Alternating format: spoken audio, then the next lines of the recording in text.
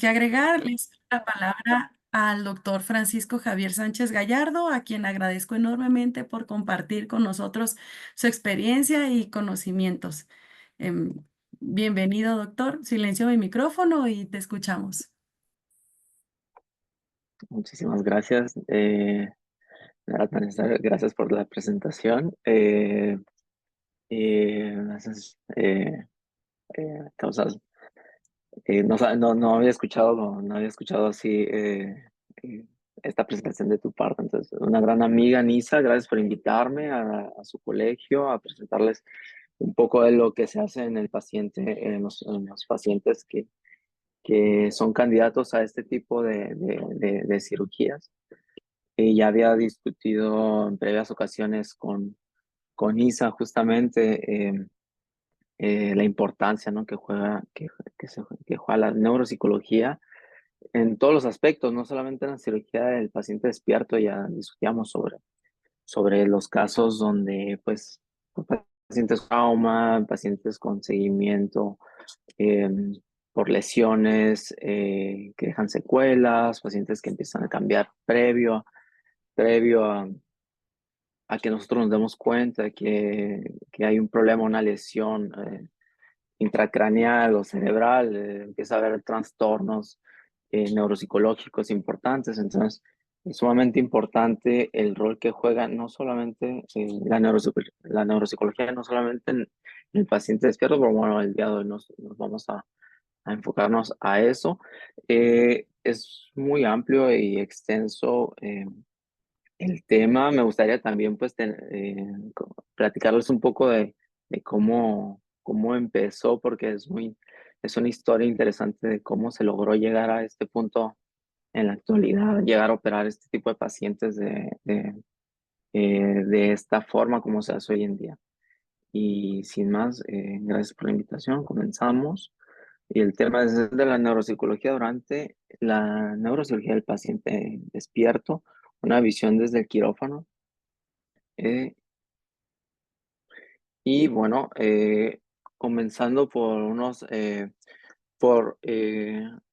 grandes, bueno, ya neurocirujanos y grupos neuroquirúrgicos que han estudiado un poco la historia cómo se empezaron a realizar las craniotomías en la historia. Desde una perspectiva histórica, les comento, desde el siglo XVII ya se tenían eh, ya se habían identificado trepanaciones de inicio de una forma eh, pues muy vaga, ¿no? Se intentaba a través de estas trepanaciones en los pacientes que presentaban movimientos anormales intentar sacar un mal espíritu. No era lo que se pensaba antes, y se hacían pequeños eh, orificios en el cráneo sin realmente saber o tener una idea de en qué puntos o en qué localización del cráneo sería más benéfico hacer esta trepanación. Solo lo hacían al azar. Eh, Hacia el siglo XIX, hacia los años 1800, específicamente 1864 al 70, Jackson empezó a estudiar ya un poquito focos, estos focos epileptógenos, eh, y empezó a hacer descripciones, obviamente junto con varios colegas. Después, él no se detuvo en este año, siguió estudiando y siguió caracterizando las crisis en ese momento, hacia 1870. También Fritsch y Hitzig, también ellos lograron en cerebros de animales elicitar movimientos con estimulación eléctrica directa. Lo vamos a ver en diferentes abreviaciones EED en español. Eh, Posteriormente, hacia el año 1874, se le adjudica realmente a Bartholow, que fue el quien instauró el concepto de un mapeo cerebral con estimulación cerebral directa, ya en humanos. Eh, Voy a ver si puedo. Ok, excelente.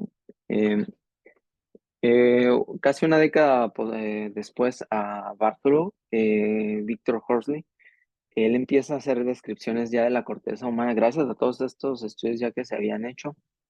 eh, con estimulación eléctrica cerebral.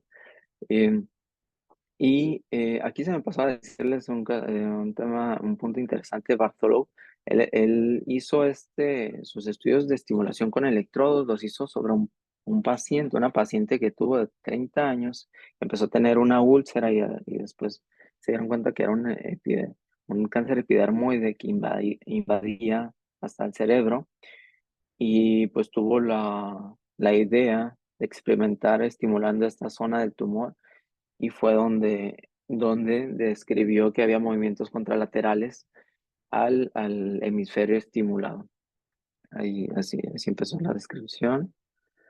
Eh, Hacia el año de 1886, siguiendo Jackson todavía, él Doctor, no continuando estamos con sus viendo tu estudios. presentación. Disculpa que te interrumpa. Estamos solamente Ah, viendo mi portada. perdón. Yo sí estoy viendo que avanzan. Déjame ver si no es otro. eh, no sé por qué. Ya se ve algo, ¿no? No sé si la estás avanzando desde el Ah, PowerPoint.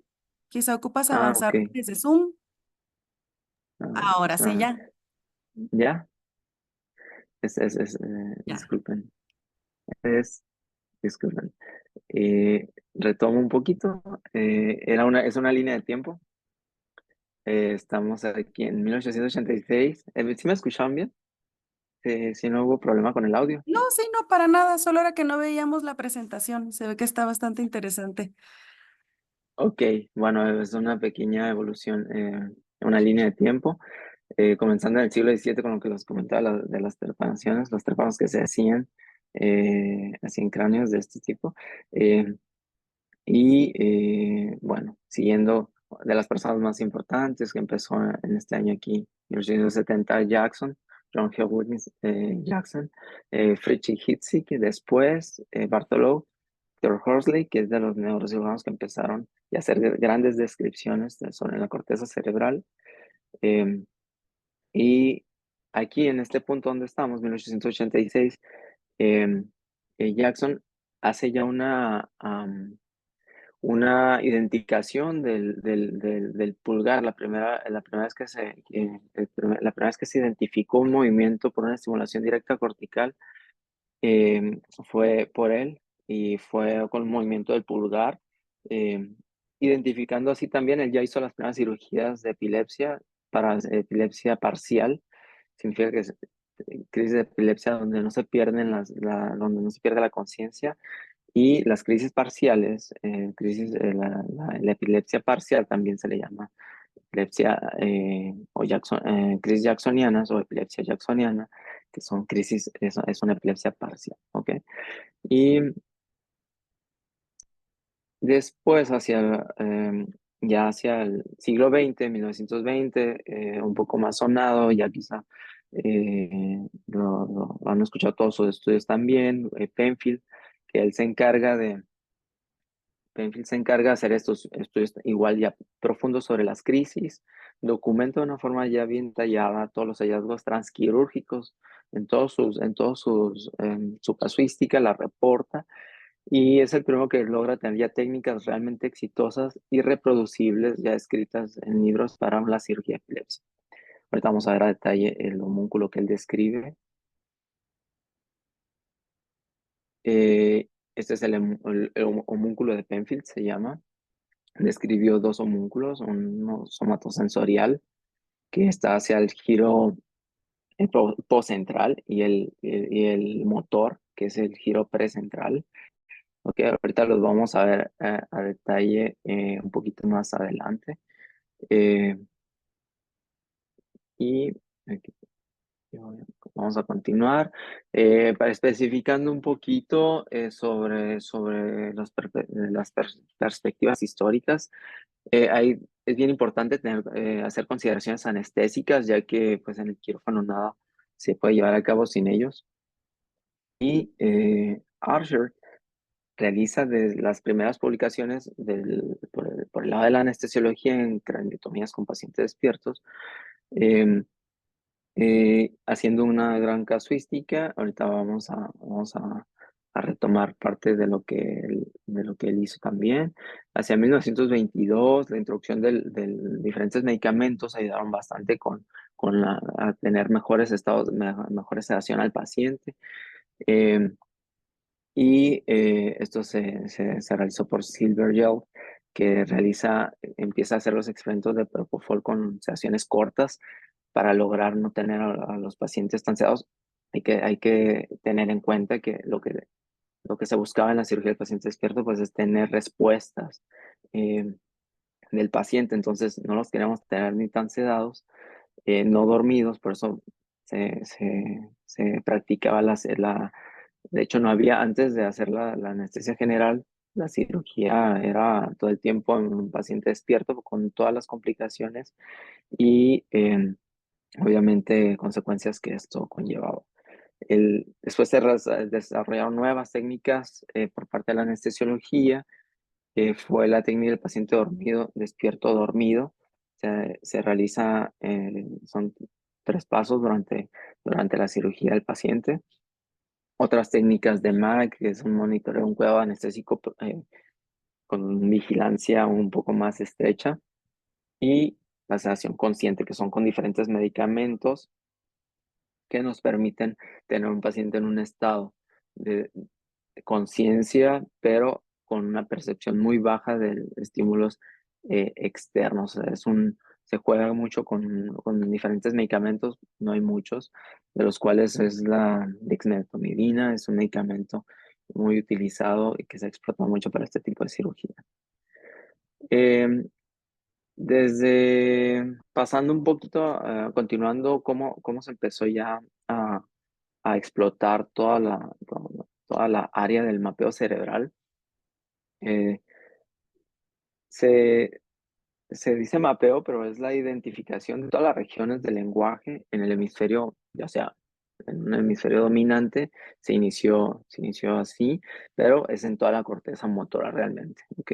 Y dentro de las consideraciones que se hicieron, que se tienen para, para las respuestas al mapeo y a la estimulación cerebral, eh, se considera que cuando estamos en una cirugía, cuando, cuando estamos en el proceso de resección tumoral y se hacen las estimulaciones, cuando tenemos estimulaciones positivas o respuestas positivas, se dice pues que estamos con un riesgo mayor de que haya una neurológica postquirúrgica, diferente a cuando toda la cirugía se lleva a cabo con un mapeo cerebral negativo. Obviamente, estos puntos hacen mucho énfasis en que tienes que conocer cada neurocirujano, cada equipo neuroquirúrgico, debe conocer muy bien sus sistemas para confiar totalmente en las respuestas que se están obteniendo. ¿Ok? Y en esta imagen, este es un ejemplo, después de hacer el mapeo. Aquí bueno, se tiene el cerebro aquí en la parte hacia la derecha, es la órbita. Aquí está la cisura de Silvio, aquí pasa la vena silviana, después se sigue con esta vena. Es una forma como de identificarlo un poquito cuando no somos nosotros los que hacemos la cirugía. En este caso, yo tomé la imagen de un artículo, no es una foto de un paciente de nosotros. Eh, pero aquí se sigue con esta vena que se llama vena de Trolar. Es una gran vena que lleva todo el drenaje sanguíneo hacia los senos sagitales, aquí en la parte medial. La parte medial, ¿sí pueden ver el puntero? Sí lo observan para saber que me están siguiendo un Sí, sí poquito en la imagen. se ve una manita. ¿Sí? Ok. Entonces, les decía, aquí en rojo ellos marcaron el giro precentral, y de hecho, pues y en azul el giro postcentral. En esta parte anterior, este marcaje es el área de Broca, la parte posterior la área de Wernicke, y aquí se localizó el tumor. Entonces es el área que que en estas áreas de transición entre un área elocuente, un área funcional y un área de la lesión, pues es donde se debe de tener bastante cuidado. Entonces, bueno, esta es la cuestión de la imagen. Pues esta es una parte, una representación esquemática del homúnculo ya estructurado. Esta es la parte motora. Hasta aquí termina el lóbulo frontal, el homúnculo solo pertenece al lóbulo frontal. Y hacia la parte medial del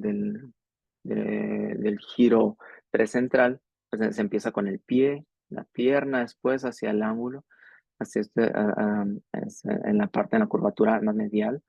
Ok, después se continúa con músculos intercostales. Estos también es una zona que se suele marcar. Después con el brazo, después se continúa con la mano y después con la región de la cara. Empieza desde la frente, cejas, ojos, nariz, aproximadamente aquí en la parte media, y más o menos aquí es donde termina donde está el giro frontal inferior. Bueno, este es giro frontal medio y giro frontal superior. Entonces esto nos ayuda, sabemos que nosotros son formas de ubicarnos, situarnos en la corteza. Sabemos que aquí esta parte del borde, el giro frontal medio, hacia el borde más posterior donde se une con el giro precentral, pues encontramos en la parte superior la mano, después la cara. La cara es la zona de transición hacia el giro frontal inferior y pues hasta el final, pues la lengua, el mentón, lengua y faringe. Aquí también, si se estimula la parte más inferior, se logra también tener movimientos de la glotis y faringios. ¿Ok? Y este es otro esquema de cómo las fibras pues descienden cómo recorren hacia la cápsula interna y posteriormente hacia el mesencéfalo. En esta distribución, las fibras más inferiores son las más mediales y las más superiores más laterales. Es un estilo se cruza en la cápsula interna. Y el doctor Dufo es uno de los neurocirujanos más conocidos en el mundo. No es francés, pero no digo solo en Francia, es en el mundo. Se considera como el padre de la cirugía del paciente despierto. Eh, Ha tenido bastantes publicaciones y me gustó este artículo para presentarles un poco de cómo ha evolucionado la cirugía. Y pues pues en base a toda la popularidad adquirida gracias a los buenos resultados que se han tenido, eh, básicamente todo su trabajo lo concentra a los gliomas de bajo grado, son los gliomas que son los pacientes que presentan un glioma de bajo grado, que tienen una muy buena esperanza de vida, si se logra tener la mayor tasa de resección posible de la lesión tumoral. ¿Ok? Entonces, pues se trabaja mucho con los gliomas de bajo grado. Generalmente son difusos y son muy complejos y pueden virar a una etapa de malignidad, una tipia celular y malignidad posterior. Em, si tienen alguna pues, pregunta por algún tecnicismo o algo, no duden en preguntarme con mucho. Eh, la- y pues otro punto importante es la correlación que se hace en este tipo, que él hace sobre pues, el estudio de los pacientes que son candidatos a una cirugía en despierto. Eh, Él analiza todos los test neuropsicológicos necesarios, todos los estudios de imagen funcionales que realmente son útiles y los que no, en un estado pre y posoperatorio y pues transoperatorios también, para lograr tener una comprensión de toda la anatomía funcional del cerebro. ¿Ok? Él en su descripción de la evolución hace hace ciertos hincapiés sobre cómo se fue adaptando la mejor anestesia para tener al paciente en un estado óptimo.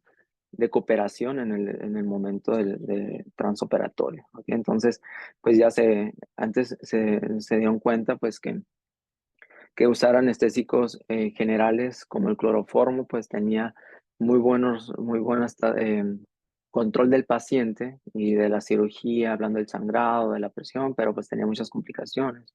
Tenía complicaciones como las arritmias cardíacas, que llega a ser fatal. Se cambió al éter, también tenía sus efectos adversos, un aumento en las tasas de sangrado, náuseas y vómitos que el paciente no podía, no podía tolerarlos. Y hacia la invención, ya hacia los años 1910 y 15, con la invención de las cánulas endotraqueales, posterior a la Primera Guerra Mundial, como siempre ayudan, las evoluciones se hacen pues, junto a una catástrofe, aquí en los pacientes, en los soldados que llegaban eh, en unos estados críticos, pues se empezaron a implementar, a desarrollar las cánulas endotraqueales, como vamos a ver ahorita también. En la Primera Guerra Mundial fue donde se estudió mucho la epilepsia, porque era específicamente la epilepsia postraumática.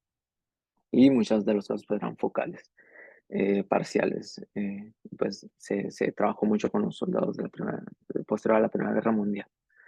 Eh, ya como tal, la neuroanestesia, bueno, hacia el siglo XX, se empezó a considerar ya como tal la neuroanestesiología, que fueron cuando ya empezaron ya realmente los grandes avances en, en conjunto con la neurocirugía para lograr tener los mejores resultados.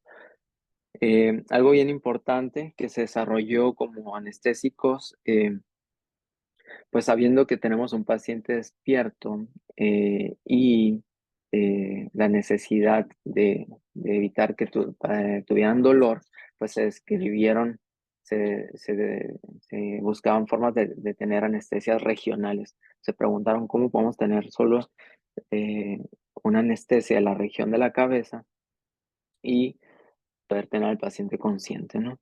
Entonces se hicieron muchos estudios y experimentos. William Halsted era un gran cirujano, conocido por la aplicación de la cocaína, ya conocida por los oftalmólogos que la usaban como anestésico local para las cirugías oftalmológicas desde 1884 y posteriormente se tomó para hacer bloqueos periféricos por los cirujanos. Eh, Algo interesante de William Halsted es el cirujano que describió estos bloqueos periféricos.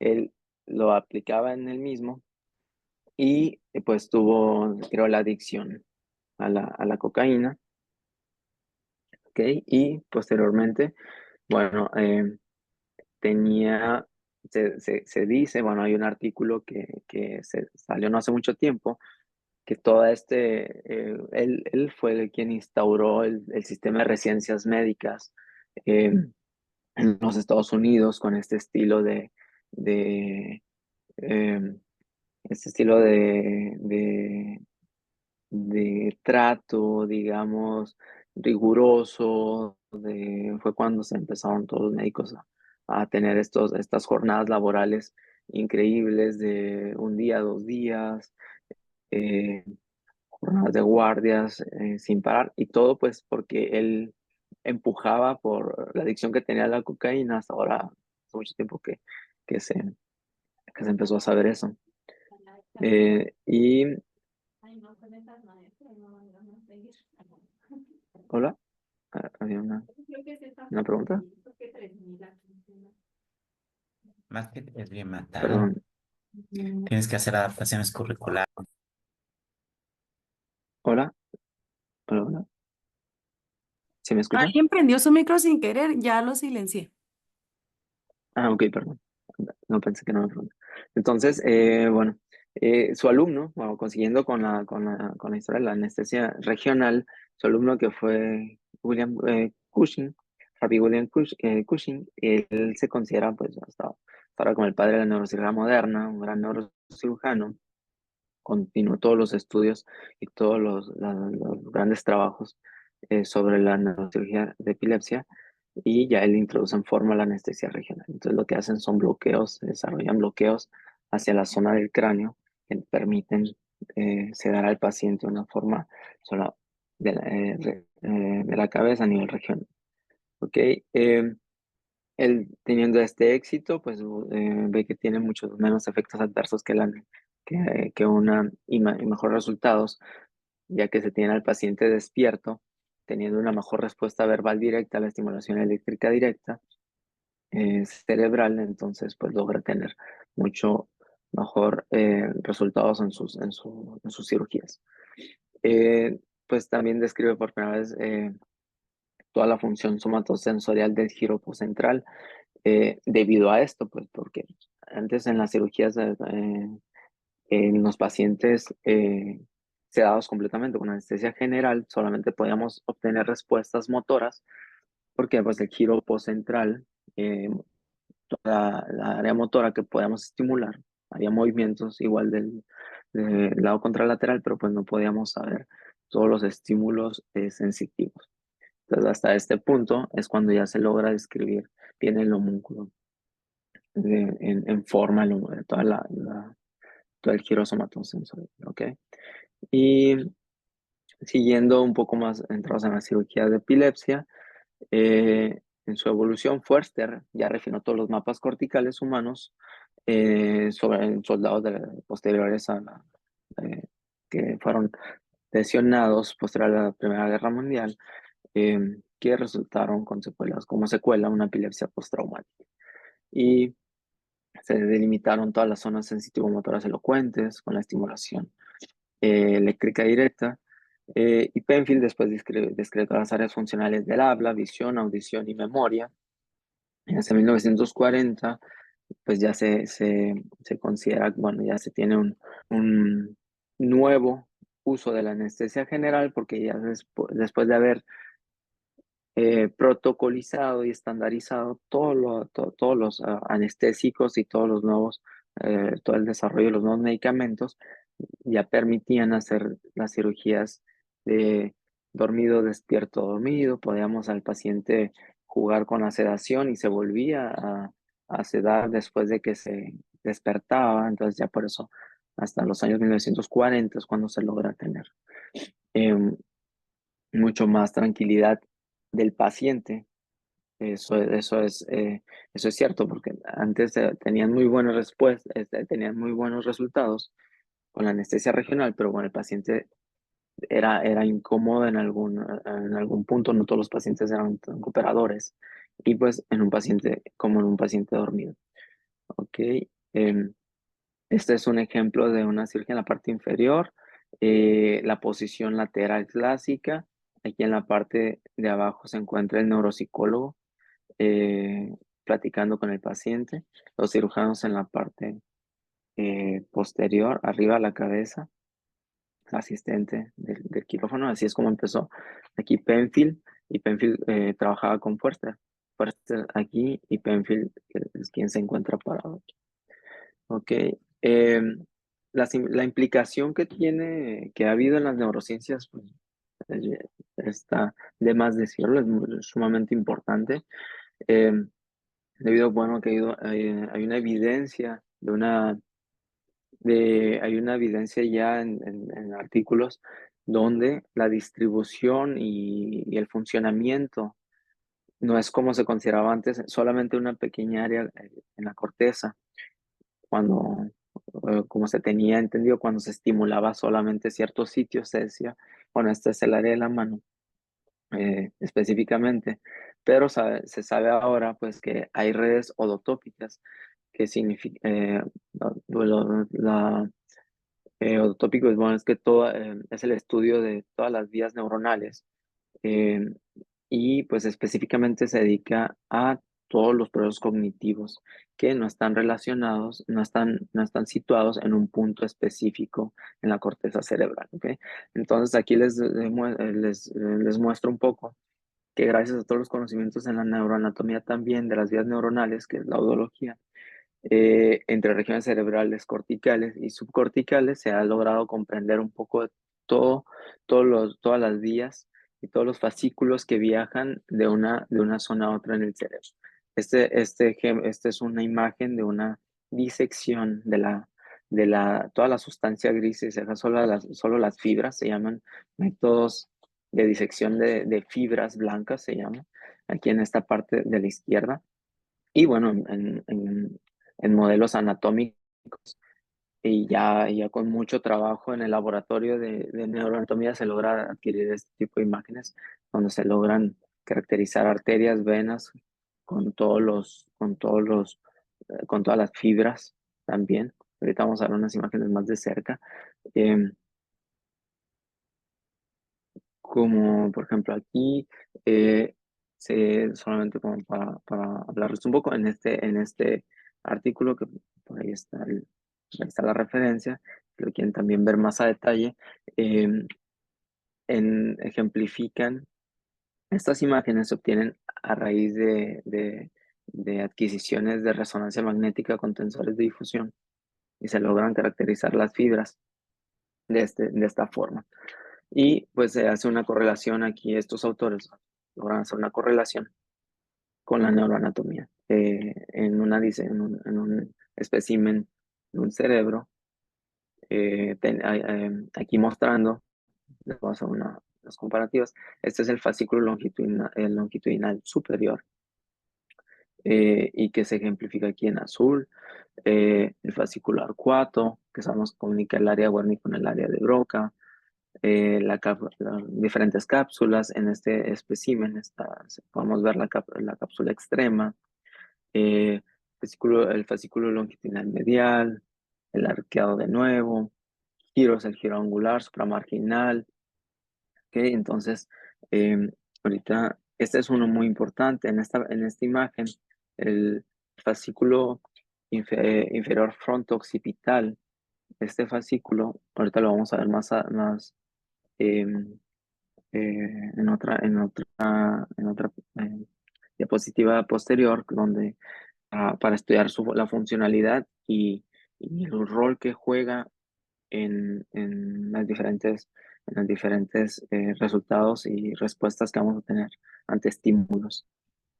¿Qué tipo de alteraciones nos puede causar cuando están afectados estos fascículos o afectarlos durante la cirugía? Y aquí en este otro espécimen, pues podemos ver radiaciones ópticas, cómo se proyectan de una forma muy clara. Son imágenes increíbles realmente cómo se proyectan a la región occipital. Vemos aquí que a la región occipital todo es el área de la visión cortical, y que se proyectan desde pues todos los cuerpos geniculados en la parte posterior del mesencéfalo aquí. Y bueno, eh, pues gracias a todos estos avances, pues se logró describir qué resultados se obtienen ante la estimulación de diferentes redes. Y en las redes sensitivo-motoras, pues se han encontrado pues, problemas en el control de movimientos o bloqueo completo del movimiento, aceleración involuntaria del movimiento también, aquí en toda esta área, las redes sensitivo-motoras. Em, Tenemos el área pues, de redes visoespaciales, que una estimulación a los fascículos longitudinal superior del hemisferio derecho está descrito que nos causa problemas de cognición espacial. También una estimulación a este mismo sitio nos puede causar una desviación derecha en una prueba de disección de la línea, que es uno de los test neuropsicológicos preoperatorios para la cirugía en el paciente despierto. Esta es una imagen del test de la disección de la línea. Ya se le pide al paciente. Este ejemplo es la neuropsicología. En neuropsicología, bueno, se tienen diferentes formas. Lo encontré, la neuropsicóloga que trabajaba en la cirugía oncológica en paciente despierto en Francia, le gusta poner em, que se llama Charlotte. Le gustaba poner letras, y pues también de esta forma identificaba hasta dónde, qué es lo que estaba dentro del campo del paciente. Normalmente la prueba es que se trace una línea al paciente y que se le pide pues que trace una línea de disección, pues en la parte, normalmente es en la parte media, se le pide de la línea. Entonces cuando tenemos un daño, pues normalmente tenemos estos resultados. Hay una disparidad, hay una tendencia a cargarse hacia la derecha la línea de disección de del paciente, ¿ok? Y en este caso, bueno, también se le puede preguntar la letra. Se puede mantener al paciente también activo durante la cirugía, durante el momento, durante o antes, o después de cuando se encuentra en el estado despierto, para que se mantenga activo, hablando. En ese momento, eh, el neurocirujano se encuentra haciendo estímulos en diferentes zonas y en comunicación constante con el neuropsicólogo para obtener diferentes respuestas, ya sea de cambios visoespaciales o de cambios en, con parafasias, que se mantenga hablando, siempre, siempre es lo ideal con diferentes cuestionamientos, claro, para buscar diferentes respuestas durante la cirugía. Eh, y bueno, aquí es un poco más sobre la estimulación en regiones también un poco más profundas, sobre la estimulación de la región cognitiva y del lenguaje. Hablando de estas regiones, pues se tienen dos vías principales, que es la vía fonológica dorsal y una vía semántica ventral. Para no hacer tan complicado, la vía dorsal, que es la parte superior, aquí en la parte frontal, se conforma por el fascículo arqueado y el fascículo longitudinal superior, que son estos dos, el rosa y el verde. Eh, y bueno, eso funciona en la vía dorsal fonológica. Pues la estimulación a estas vías pues nos causan afasias de conducción, parafasias semánticas, desórdenes de repetición, problemas de articulación, específicamente para el fascículo longitudinal superior, ya que pues conecta más el área premotora. ¿Ok? Y pues la vía semántica ventral, principalmente hacia el fascículo longitudinal fronto-occipital inferior, se considera como la vía directa y generalmente se expresa el estímulo a este fascículo, que es este que se encuentra aquí, el más largo, lo ven desde el lado frontal hasta el occipital, y su estimulación la podemos identificar con problemas con parafasia semántica. Generalmente son verbales, eh, pero hay fonéticas también. Entonces es bien importante, pues por eso trabajar con, con, con alguien que tenga así esta experiencia para saber hacia qué puntos qué fascículos son los que se están invadiendo. También la misma vía ventral se conforma por otra vía indirecta, que es el fascículo longitudinal inferior y el fascículo uncinado. El fascículo uncinado no lo vemos, pero hace una pequeña curva aquí del polo temporal a la base frontal.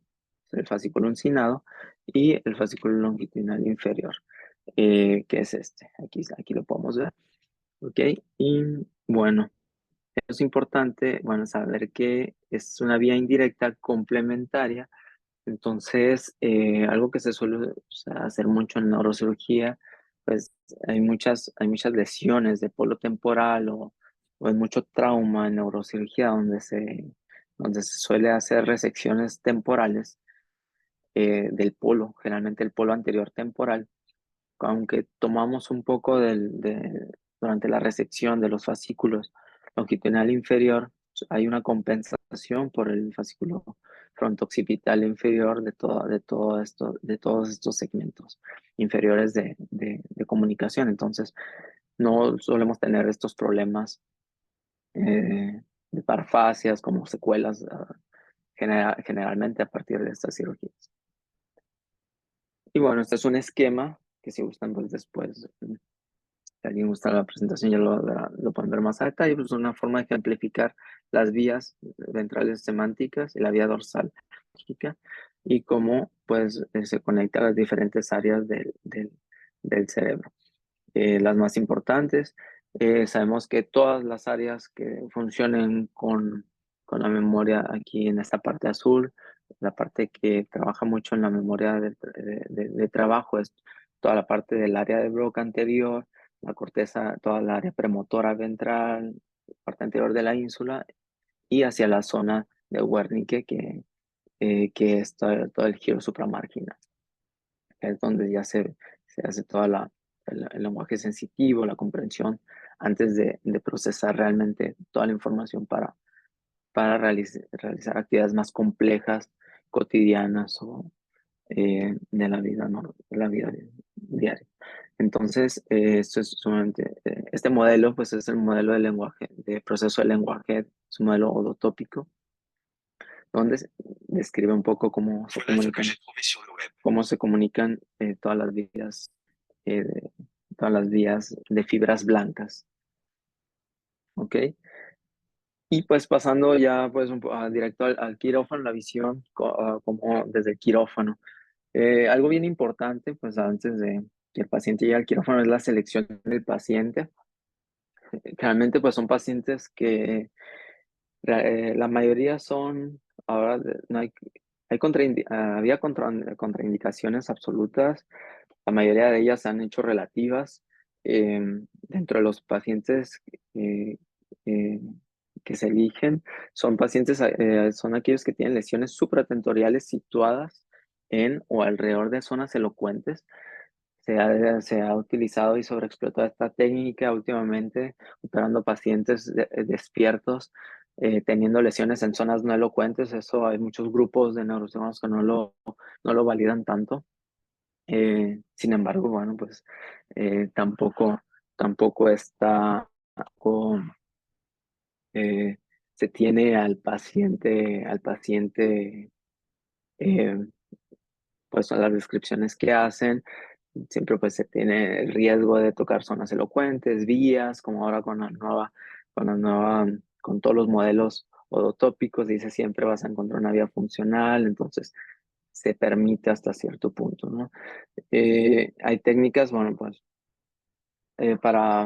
dentro de la selección, pues todas las técnicas de mapeo preoperatorio se considera que son insuficientes para excluir la función con exactitud, ya sea las técnicas de resonancia funcional, la, las técnicas de tractografía, que es el DTI, magnetoencefalograma, son técnicas ya más avanzadas de descripción de áreas funcionales para caracterizar la lesión tumoral y ver si está en contacto con área funcional. Se considera que todas ellas no son confiables para someter a un paciente a una cirugía y decir que por el hecho de no tener una proximidad o no encontrarlo en estudios preoperatorios, no vamos a tener el riesgo de tener complicaciones o secuelas posoperatorias. Entonces, es importante, pues, eh, si cumple los criterios, hacer la cirugía de este paciente en despierto. Y la realización, pues, de una consulta neuropsicológica inicial para determinar y tener una base del estado del paciente es primordial y es indispensable para determinar que el paciente es cooperador, que es factible realizar este tipo de cirugía. Se tiene que tener un paciente que esté de acuerdo, que esté totalmente a favor de que se realice y que coopere durante todo el procedimiento en su estado de despierto. ¿Ok? Y pues este acompañamiento siempre es con un neuropsicólogo, porque es entre el médico, pero es el neurocirujano que explica globalmente toda la técnica, lo que se va a hacer, pero todos los aspectos, pues, biopsicosociales que esto implica, eh, con la familia, todo esto se considera dentro de la evaluación neuropsicológica y que también se ha descrito pues que mejora cómo mejora la capacidad de respuesta de un paciente y el grado de cooperación que vamos a tener por un paciente durante la cirugía. ¿Okay? Ya que pues va a tener una comprensión mucho más o completa e íntegra de toda la complejidad de su problema. Dentro de las contraindicaciones relativas, como les comentaba, pues, se consideran relativas, se tiene casi siempre una solución para todos los pacientes que tengan una lesión identificada que puedan llegar a requerir eh, una cirugía en despierto. Pues, se considera que lesiones grandes que causan efectos de masa, lesiones tumorales, pues se pueden iniciar por vaciar, le llamamos a este volumen, disminuir el volumen tumoral, que es el que usamos nosotros como debulking, es detumorizar del centro de la lesión, y eso pues nos permite trabajar todas las zonas corticales o de estimulación de una mejor forma. Antes se considera que era muy riesgoso. Pacientes obesos pues se dan tratamientos, se manejan con técnicas anestésicas especiales. Pacientes con alteraciones psiquiátricas pues tienen todo tenemos todo que saber en qué momento estamos del diagnóstico para saber si podemos considerarlo como cirugía despierto. Después de un tratamiento, eso sí se tiene que trabajar todavía pues mucho más con un psiquiatra, y en conjunto pues para saber hasta qué punto ya no es una contraindicación. Las edades, si son mayores de 10 años, pues se quiere despierto, menores de 10 años son dos etapas. Eh, Cuando hay crisis intraoperatorias, fumadores, con el reflujo, cuando hay náusea intraoperatoria, eh, ya todo esto se encuentra con tratamiento. Obviamente, las contraindicaciones pues, absolutas son pacientes no cooperadores, que su estado de conciencia y de cognición pues, no permita que se pueda realizar una batería de exámenes neuropsicológicos durante la cirugía. ¿Okay? Y las técnicas de estimulación durante el quirófano, una vez ya que se llega a esta etapa, eh, la estimulación se realiza con un neurocirujano, se desarrolla una pinza bipolar de Osman, por quien la desarrolló. Se inician estimulaciones, se tiene estandarizadas las intensidades a 2 miliamperes y se va aumentando hasta la obtención de la positividad. Siempre esto se va comunicando con el neuropsicólogo para saber exactamente en qué punto yo estoy teniendo y en qué amperaje estoy teniendo respuesta del área estudiada. Ahorita vamos a ver qué tipo de respuestas se espera de cada área. Y las estimulaciones son de 3 a 4 segundos con tiempos de reposo entre diferentes tareas de 4 a 10 segundos, y se considera una estimulación positiva para áreas con presencia de fenómenos de movimientos sensitivos, para áreas sensitivo-motoras, y se considera positiva para todas las funciones cognitivas y de memoria. Se considera como todos los mecanismos funcionales superiores. Cuando hay una disrupción de esta tarea que se solicita, ahí se considera positivo. ¿Okay? Em, Estas son unas imágenes, a ver si se pueden. mm, Me parece que hay un problema aquí.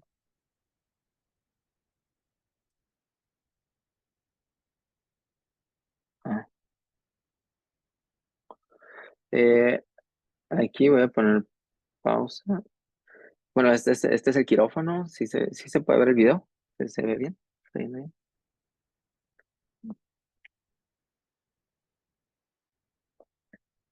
Mm, Voy a poner play. Yo sé que un poco de zoom. Este es un sistema de neuronavegación Eh, y sí se puede ver el video, Lisa. No, nada más confírmame porque tuve un problema para reproducirlo. Lo veo como por imágenes sueltas, no fluido. Ahorita está en pausa. Dime, ¿se ve bien ahí? Ah, las imágenes sí se ven bien. Pero corre el video bien, si funciona. A ver, no sé cómo lo ven los demás. Yo Ahí, lo veo como cortado. ahí, ahí. Lo voy a dejar correr un poco.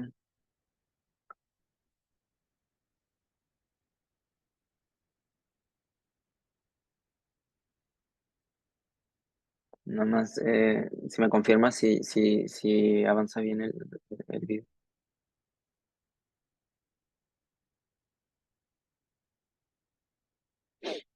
Eh, ¿Listo? Yo no veo video fluido. Lo veo como si fuera un GIF, ¿No? como cortado. Disculpen, entonces, porque normalmente yo los puedo ver muy claros. Eh, a ver, ahí lo ves como imagen estática. Al- Alcanza, Se ve poco fluido. o sea, poco fluido, ok. Bueno, entonces déjame explicarles un poco, si no se van a poder, si no se van a poder ver bien los videos. Bueno, les voy a explicar un poco la distribución aquí.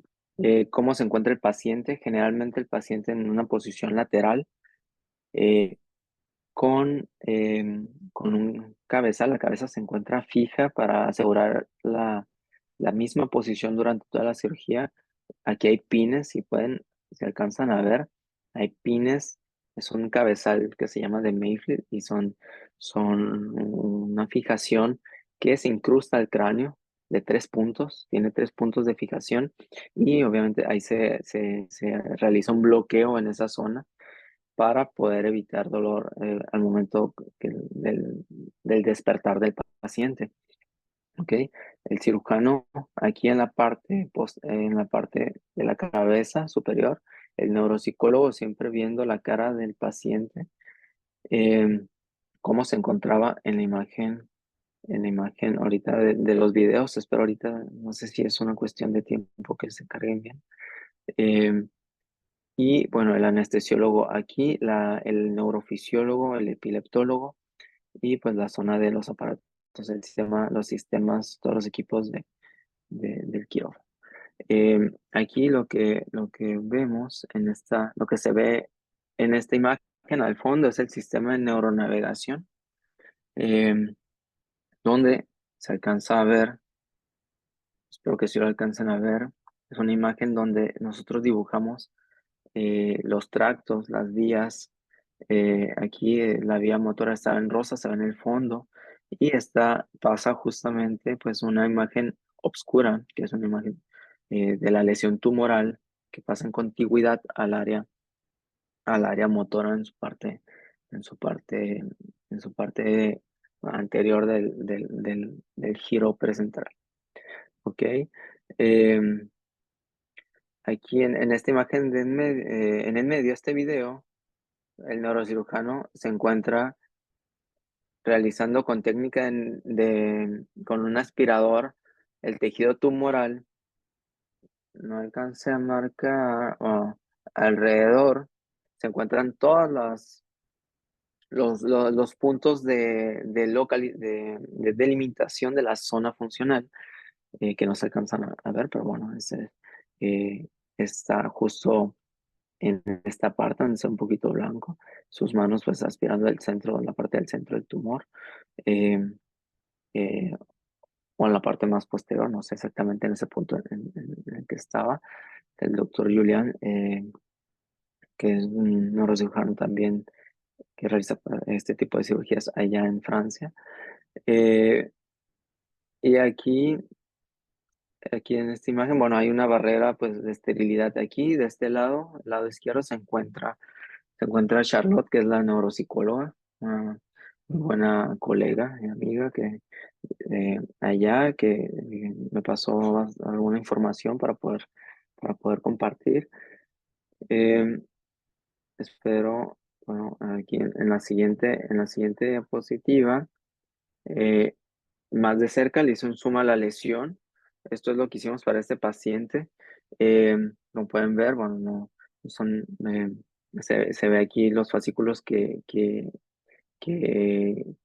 diseñamos, que se adquirieron, son los de las vías del fascículo longitudinal fronto-occipital, que está empujado hacia el lado medial y hacia la zona posterior parece ser que se respeta bien el fascículo, esta área del área motora.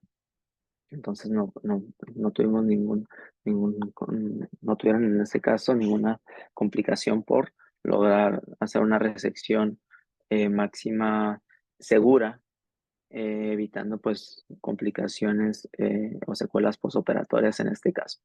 Como pueden ver, esto, aunque nosotros en la imagen vemos que está delimitado por un área que nosotros llamamos hipointensa, que es un área de edema, pero realmente in vivo durante la cirugía, esto no hay ningún límite, ¿no? Entonces nos tenemos que ir guiando la resección con los sistemas de neuronavegación, conocimiento anatómico y estimulación directa todo el tiempo. Esto es uno de los puntos de las imágenes que Charlotte estaba preguntando. Esta imagen es bien importante para las vías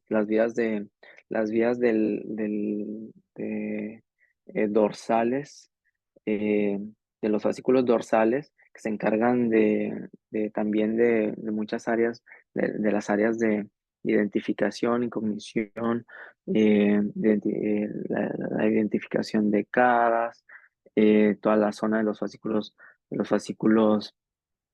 eh, de los fascículos arqueados, de los fascículos de la zona de la... Entonces, siempre hace diferentes preguntas con diferentes estados emocionales. Entonces, eso es una de las imágenes que estaba proyectando aquí. No sé si pueden ya ver esta imagen. Sí, ya se ve ¿Cómo bastante. se ve bien? Como le está pidiendo en este video de la izquierda, le está pidiendo está platicando con ella, le está dando respuestas, le está pidiendo que nunca deje de hacer un movimiento con la mano, que es la zona más cerca de donde se está trabajando. Entonces, la paciente fue tan cooperadora y infatigable que durante todo el momento que estaba despierta, em, estaba realizando este movimiento con la mano. Vamos a ver si aquí lo vemos más. Sí, aquí lo vemos más a detalle. Entonces, así estuvo gran parte de la cirugía haciendo este movimiento. Y ya le preguntas si todo está bien. Ese sonido que se escucha eh, es la estimulación del bipolar que se está haciendo directa sobre la parte de la corteza cerebral. Y ahí me parece ya está en una zona más profunda, ya está estimulando fascículos también. Y esta es otra forma de comprobar también, tener la idea del grado de la extensión de la resección con un ultrasonido transoperatorio. Y pues nos da información de los límites de resección. Em, bueno, sigue siendo... déjame ver si aquí, ok, bueno, esto es la parte del quirófano. Y pues bueno, básicamente puntos importantes. eh, Se considera pues que el mapeo cortical y subcortical pues es el gol estándar para la resección de gliomas en áreas funcionales elocuentes y no elocuentes. Es bien importante pues que el acompañamiento por el neuropsicólogo, tener los equipos de cirugía en paciente despierto, creo que es fundamental tener siempre valoraciones y trabajo en conjunto con equipos de neuropsicología, eh, al menos, ya sea si es por el lado oncológico, los neurooncólogos, eh, y por el aspecto de los pacientes con epilepsia, de igual forma, son pacientes que son más selectos sus casos, son menos comunes que las lesiones oncológicas, pero de igual forma también necesitan eh, de este tipo de evaluaciones en el transoperatorio. Entonces es de suma importancia tener el apoyo de la neuropsicología. Entonces, si tengan alguna duda, alguna pregunta respecto a la información, con todo gusto. Yo tengo una pregunta. Sí. Bueno, primero que nada, muchas gracias, súper interesante la información. Ya, me llevó un montón de tarea. Mm, Em, y bueno, ujú. mi duda es, ¿cómo manejas los riesgos de afectación cognitiva de los pacientes durante la neurocirugía? Ok. Cuando sabemos que un paciente empieza a desobedecer y a no, bueno, no desobedecer, a no seguir órdenes, y sí, empieza con una agitación súbita, por ejemplo, un estado de ansiedad que no logremos controlar, se tiene que sedar de nuevo, se tiene que pasar una anestesia general. Eh, Realmente en el quirófano es como se maneja si el neuropsicólogo no logra establecer y estabilizar este estado, ya sea conducta, ya sea ansiedad, ya sea no cooperación, ya sea simplemente una apatía, una no cooperación, pues se puede considerar como una falla en el examen neuropsicológico y pues de la cirugía, porque pues obviamente no vamos a tener respuesta a todos los que estamos dando. Ok, y ya hay otra pregunta. Em, Recuerdo que en alguna conversación me compartiste que cuando estabas en el hospital de Burdeos, ahí tenían ustedes el servicio de neuropsicología. ¿Con qué Sí. tipo de trastornos neuropsicológicos trabajan comúnmente ustedes como neurocirujanos? Ujú. Em, Generalmente hay muchas, pues lo más común son afasias, parafasias, trastornos del habla, em, trastornos de em, apraxias, eh, trastornos, pues claro, cognición, memoria, pacientes que no se integran bien de nuevo a su vida social laboral, muchos problemas de memoria de trabajo. Hay muchos estudios, hay estudios de neuropsicólogos y de diferentes rehabilitadores, ortofonistas que trabajan con el doctor Dufault, el doctor que hace este tipo de cirugía allá en Francia, que, que si a alguien le interesa, pues se los pueden ver, solo bueno, que están algunos ya sea en francés, pero estudios muy amplios sobre el trabajo de la memoria, los trabajos que hicieron en memoria de trabajo, la ficción, y pues son de las principales alteraciones que se ven. Muchas gracias. Mm, no,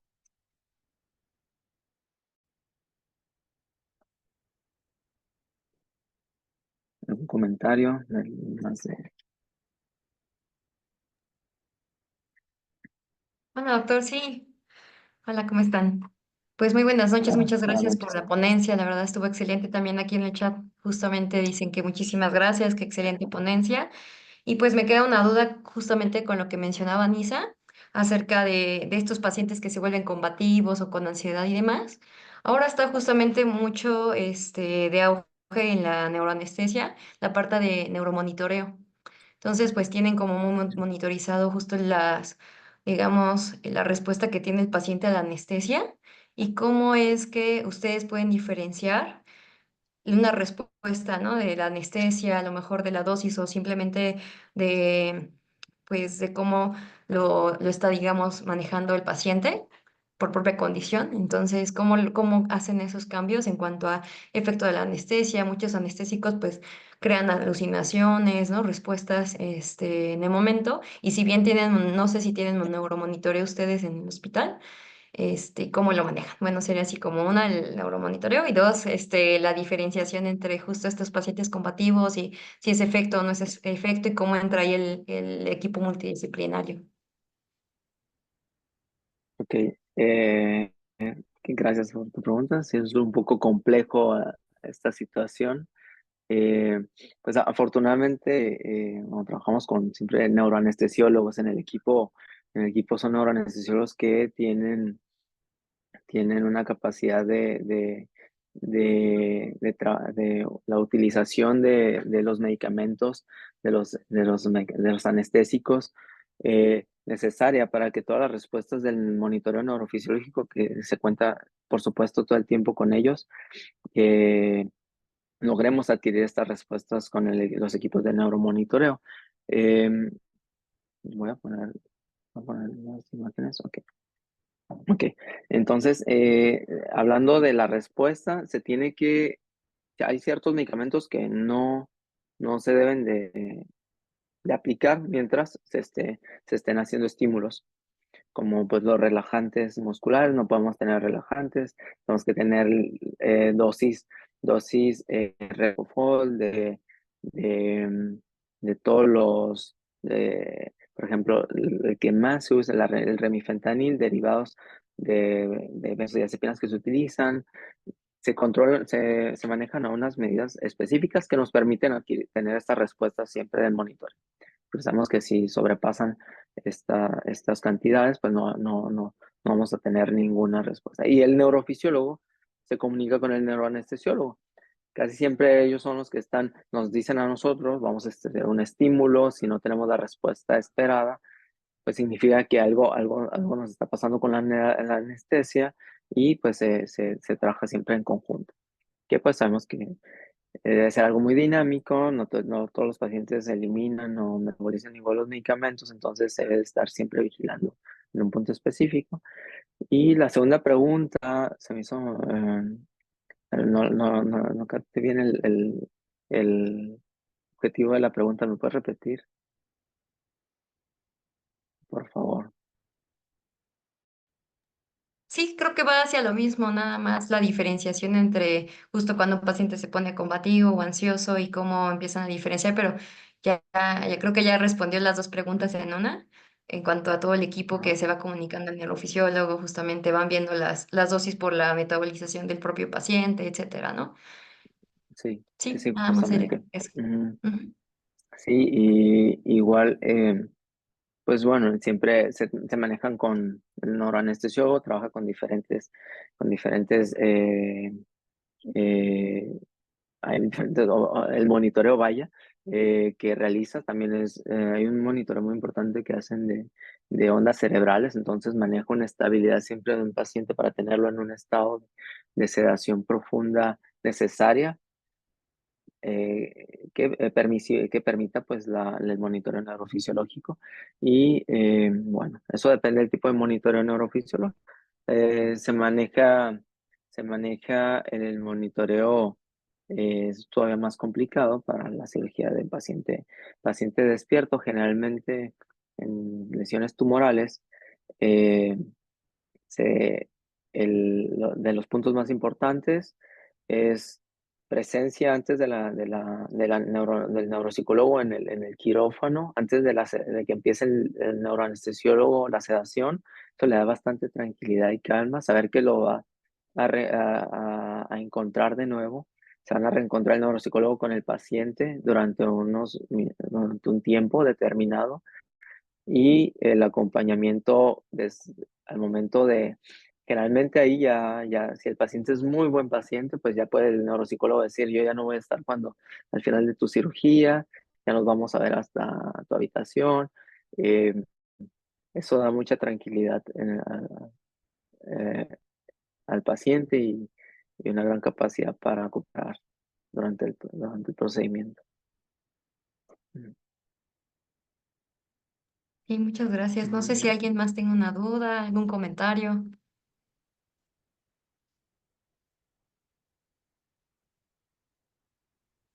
No, justamente Paula Mejía, muchas gracias por compartirnos sus conocimientos. Ay, no sé, Nisa, si me podrías ayudar ahí. Si no lo ok. Los conocimientos como estudiante de psicología en formación. Ay, Ya es les. de mucha ayuda saber el área de la carrera. Disculpa, ya aquí creo que ya lo leí, pero sí, perdón, Nisa. Listo.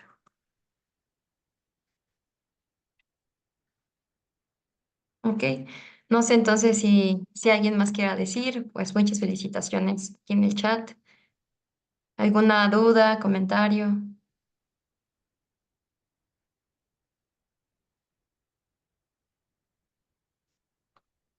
Ok, bueno, pues entonces, doctor, creo que no hay más dudas, más que felicitaciones. Creo que es un tema bastante complejo, no solamente, bueno, al decir, ¿no? Que es multidisciplinario, pues para todos como profesionistas, pues siempre estar involucrados en estar como actualizados, ¿no? Y siempre ver la complejidad que tiene un paciente que no requiere nada más de una persona, sino de toda una comunicación amplia para preservar, ¿no? Su integridad postquirúrgica, pues creo que es lo importante. Entonces, pues le agradecemos mucho esta ponencia, estuvo muy interesante y pues a nombre de ANEM, pues le damos las gracias y espero que no sea la última sesión que tengamos, ya que pues quedan muchas Claro, cosas abiertas, muchos temas, muchas preguntas.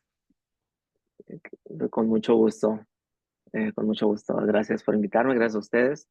Les dejo entonces con la confianza de escribirme, eh, llamar, dejar un mensaje si necesitan alguna o tienen alguna duda o les pudiera ayudar con algo.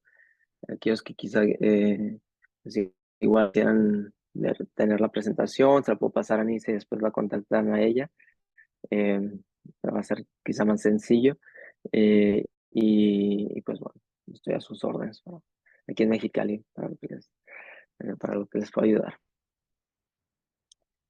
Muchísimas gracias, Ok. doctor. Fue un placer estar aquí con usted y pues bueno, cerramos entonces la conferencia. Muchas gracias a todos por conectarse y los estamos esperando entonces para pues próximas ponencias y todo lo que tengamos como eventos. Muchas gracias. Gracias, Buenas doctor. noches. Hasta luego. Hasta luego, bonita noche. Igual.